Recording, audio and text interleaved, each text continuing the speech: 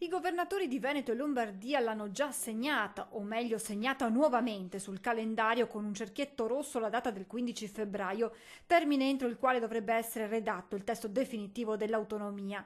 A spiegare come i tempi siano ormai maturi per arrivare ad un primo traguardo sono proprio Luca Zaia e Attilio Fontana, all'uscita da Palazzo Chigi dopo il vertice con il ministro Erika Stefani, il vice premier Matteo Salvini e il sottosegretario Giancarlo Giorgetti. La riunione di oggi è stata assolutamente proficua, è stata un'occasione per fare un punto della situazione e ci permetterà di andare verso la stesura di un testo definitivo sul quale poi ragionare definitivamente, rispettando il termine del 15 febbraio che era il termine ultimo per la sintesi ovviamente rispetto al giro dei ministeri e quindi per le osservazioni dei ministri. È stato un incontro proficuo, tutto sta funzionando bene. Le dichiarazioni del governatore della Lombardia, Attilio Fontana, che a sua volta ha rimarcato la data del 15 febbraio per la stesura del testo. Dunque ancora 2 settimane e poi l'autonomia sarà un po' più vicina.